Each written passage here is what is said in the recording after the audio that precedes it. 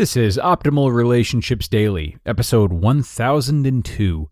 The number one thing that relieves my anxiety as a highly sensitive person, by Stewart of HighlySensitiveRefuge.com.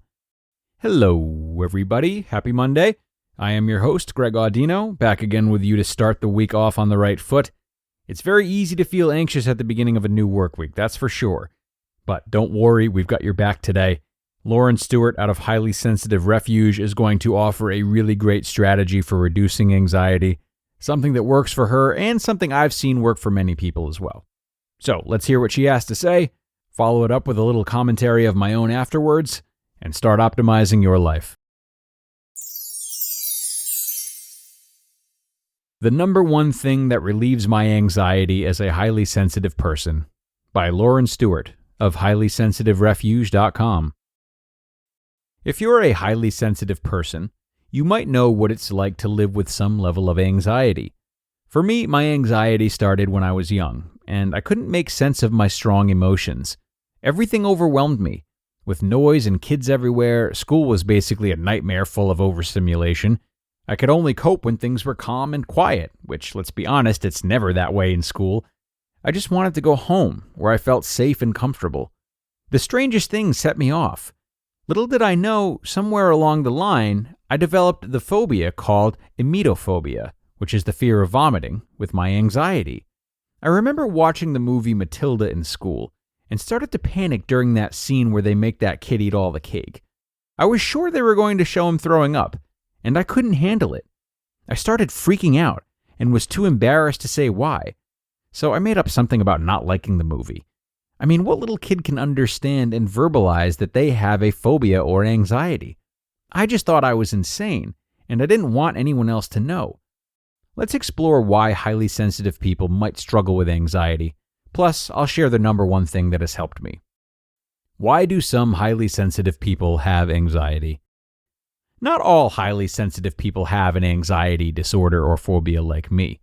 Nevertheless, it's not uncommon for HSPs to experience some level of anxiety in day-to-day life, because we process things deeply, from sights to sounds to emotional cues. For instance, watching that kid in Matilda eat that cake, the other students didn't thoroughly internalize what he was doing, as silly as that sounds, nor did their minds spin off visualizing all the possibilities of an overstuffed tummy. As adults, all kinds of things can make us anxious, from a deadline at work or school to not knowing what's going to happen in a given scenario. And when you're a highly sensitive person who processes and feels experiences deeply, it's no wonder anxious thoughts arise. What relieves my anxiety? Fast forward to now, at 28 years old, and I've definitely had my share of ups and downs with anxiety. I've had many times of stress, full of anxiety and panic attacks, and times of calm and minimal anxiety. Lately, I have experienced little to no anxiety, and I believe there is one thing in particular that helps me release anxiety when it does creep back up. It isn't meditation or self-care or even mindfulness, although I know all of those things can be helpful. For me, and for many others around me, I've noticed, the key to relieving anxiety in the moment is helping others. Think about that for a second. Think about how you feel when you do something for someone out of the goodness of your heart. If you're a highly sensitive person, you're likely a caregiver who loves helping others. Whether you work in a caregiver career or simply love to take care of your significant other, family, friends, and kids, notice how you feel when you are helping out. This can be a fine line, though. You don't want to become so selfless and focused on others that you forget to take care of yourself. You absolutely have to put yourself first to thrive as a highly sensitive person and meet your own needs. If you are constantly helping others, saying yes to everything and taking care of everyone but yourself, anxiety will still creep in.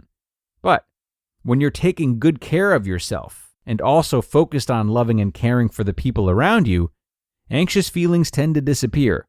This is especially helpful in moments when you first start to notice you are feeling anxious.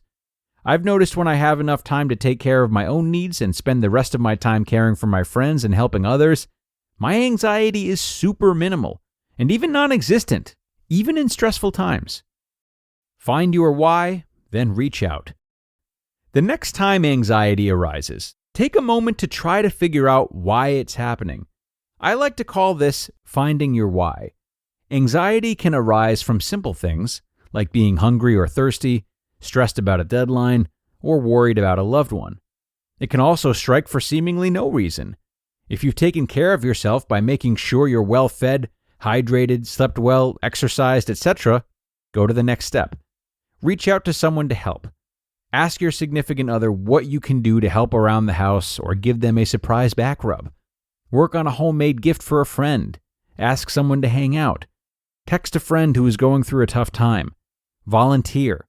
Get out of your head and help someone else. I guarantee you will start to feel better shortly. Not only will you get the feel-good emotions of helping others, but your brain will also be distracted from your worries. Often this is enough to help you feel better quickly. You can also use helping others as a distraction to calm yourself down enough so you can remember to eat, take a nap, take your medication, meditate, or anything else that truly helps ease anxiety. However, remember that constantly distracting your brain from anxiety won't help in the long run. Try to frequently journal your anxiety and worries to see where it is stemming from and what you can do in your daily life to help heal it. If you suffer from frequent anxiety, you may want to talk to a mental health specialist and/or seek treatment and medication. You just listened to the post titled, "The Number One Thing That Relieves My Anxiety as a Highly Sensitive Person" by Lauren Stewart of HighlySensitiveRefuge.com. And thanks so much to Lauren for offering a really invaluable post for those who suffer from anxiety, which is many. I really love this strategy here for addressing it, at least moment to moment. The tough thing about anxiety is that we feel it due to our instinct to protect ourselves from threat. So it is there to help us. But clearly we have very few legitimate threats now due to how we've all evolved.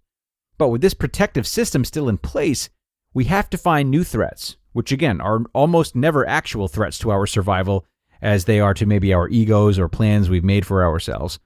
But if we can remember the root of anxiety and the fact that in its most basic stage, it serves to protect us from environmental threats like predators, often a shift of the environment, our bodies or our actions, can trickle down to our thoughts rather than the other way around. So by Lauren grounding herself with her environment, getting out of her head, and creating peace in her environment by doing the act of reaching out to help someone, as opposed to trying to just think herself out of something, her body's response then dictates her mind's response. This is similar to why deep breathing has proven to be effective, even if it is a very common example. It's because it deliberately calms the body rather than just trying to silence the mind. So if you suffer from anxiety yourself, try turning to some strategies that are more physical than just trying to think calming thoughts and see where it takes you. All right, that's it for this one, friends. Thanks so much for being here as always. Thanks again to Lauren for a really great post. And I will see you back here tomorrow for another episode as always, where your optimal life awaits.